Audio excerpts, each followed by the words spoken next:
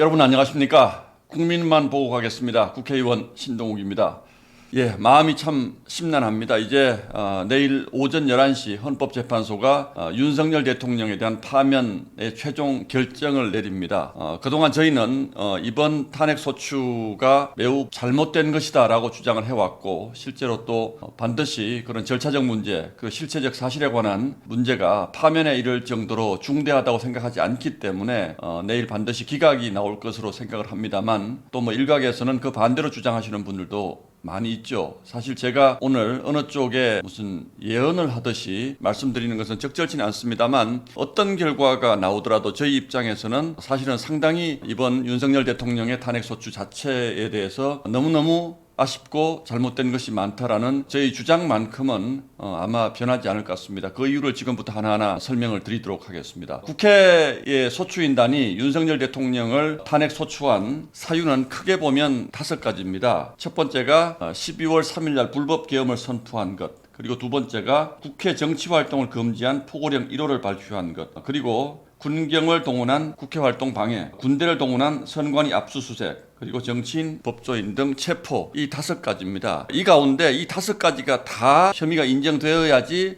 탄핵을 할 수 있는 것이 아니고, 이 가운데 단 하나라도 대통령직을 더 이상 수행할 수 없다라고 판단될 정도로 심각한 위헌 위법 사항이면 파면을 할 수가 있습니다. 그런데 여기서 중요한 것은 일반 형사범과 대통령의 탄핵을 결정하는 것은 성질 자체가 전혀 다르다는 것이죠. 무슨 얘기냐면 우리가 무슨 잘못을 했을 때는 거기에 맞는 어떤 죄값 을 묻게 되어 있습니다. 그러나 대통령만큼은 조금 특혜를 사실 받습니다. 헌법에 내란이나 외환죄를 범하지 않은 경우에는 재직 기간 중에는 소추받지 아니한다, 이런 조항이 있지 않습니까? 그러니까 대통령은 전 국민이 직접 투표로 뽑은 주권자의 의사를 최종적으로 반영하는 단 한 사람이기 때문에 그렇습니다. 이런 사람들을 죄가 조금 있다고 해가지고 감옥에 보내고 재판에 보내고 또 파면하고 이렇게 하면 국가가 뭐가 되겠습니까? 잘 유지가 되지 않겠죠. 그래서 지금까지 대통령의 파면을 주장하는 사람들은 12월 3일 날 밤에 군인들이 국회 유리창을 깨고 들어오는 것을 전 국민이 봤다, 이것만으로도 파면감이다 라고 주장을 합니다만,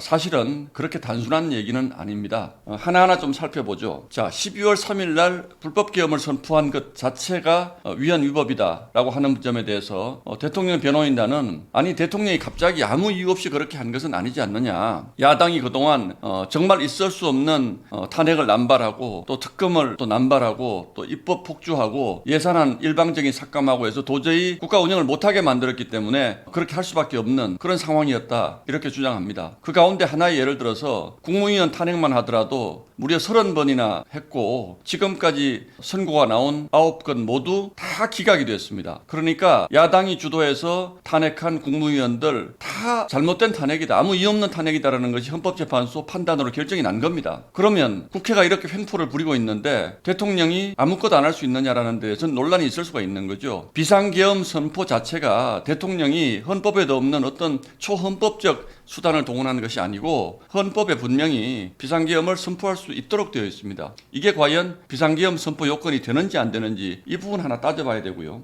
두 번째, 국회 정치활동을 금지한 포고령 1호를 발표한 것. 자, 그런데 이 포고령 1호가 과연 제대로 실행되었는가? 변호인단은 이 포고령은 계엄에 필요한 형식으로 상징적 의미에 불구하고 이걸 작성하는데 대통령이 관여했다라고 입증할 만한 아무 근거가 없다, 그냥 이거는 계엄을 선포하기 위해서 형식적으로 만든 문서에 불과하다, 이렇게 주장하고 있습니다. 그리고 세 번째, 군경을 동원한 국회 활동 방해. 결론적으로 그러면 국회를 완벽하게 봉쇄했느냐? 그렇지도 않다는 거죠. 국회의원들이 다 담을 넘었던 문을 통했던 들어와서 2시간 만에 계엄령을 해제했기 때문에 국회 의결을 방해했다고 볼 만한 아무런 증거가 없습니다. 그리고 의원들을 끌어내라, 인원을 끌어내라라고 주장한 일부 군 사령관들의 진술도 야당의 압박에 의해서 오염된 진술이 나왔을 것 같다는 이런 정황도 다수가 있습니다. 그렇기 때문에 이 부분도 과연 파면에 이를 정도로 중대한 잘못을 했느냐, 판단의 여지가 남죠.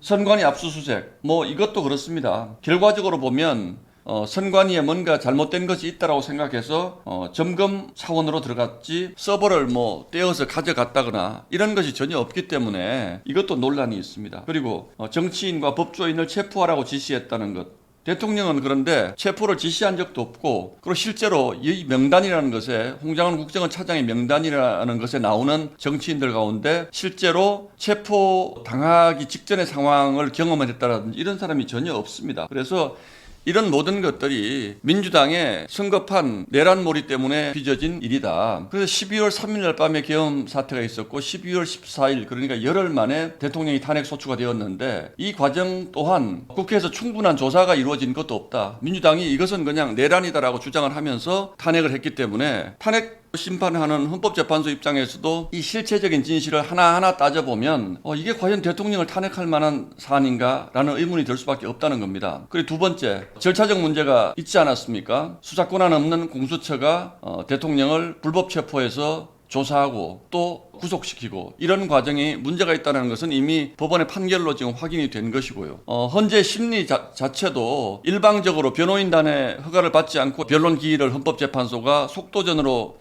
지정을 해서 심리를 너무 몰아붙였다. 그러니까 대통령이 충분히 본인의 당연한 방어권조차도 충분히 행사하지 못했다. 이런 절차적인 문제가 있기 때문에 과연 이것만으로 대통령을 탄핵하는 것이 맞는가라는 그런 의문을 너무나 많이 가지고 있습니다. 실제로 노무현 대통령을 탄핵했을 때 이 당시에도 그 헌법재판소는 탄핵소추 사유가 4가지였는데 이 가운데 2가지를 위헌 위법으로 판단을 했습니다. 그럼에도 불구하고 탄핵할 만한 사유는 아니다, 이렇게 판단을 했고요. 박근혜 전 대통령의 경우도 탄핵 소추 사유가 4가지였는데 이 가운데 1가지만 위법한 것으로 판단을 했습니다. 그럼에도 불구하고 그 정도가 중대하고 국민의 신임을 회복하기 어렵다, 이런 이유를 들어서 탄핵을 했습니다. 그런데 지금 이 탄핵 소추 이후에 지금의 상황, 얼마나 많은 국민들이 이 잘못에 대해서 광장에서 헌법재판소 앞에서 지금 추위에서 주장을 하고 있지 않습니까? 이런 상황을 봤을 때 지금 윤석열 대통령이 과연 국민들의 신임을 완전히 잃었는가, 이런 부분에서도 헌법재판관들이 고려하지 않을 수가 없는 상황이 된 겁니다. 그래서 처음에는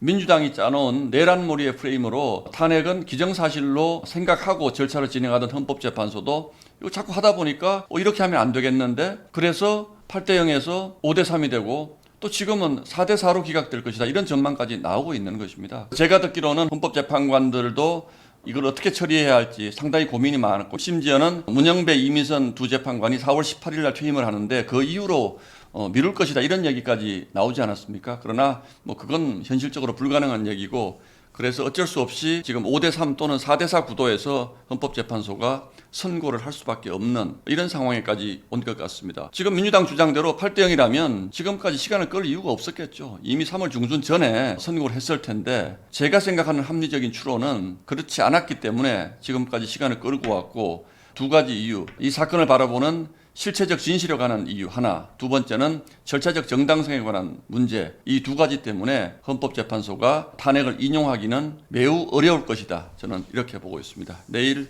그 결과를 지켜보도록 하겠습니다. 자, 오늘은 여기까지 하겠습니다. 고맙습니다.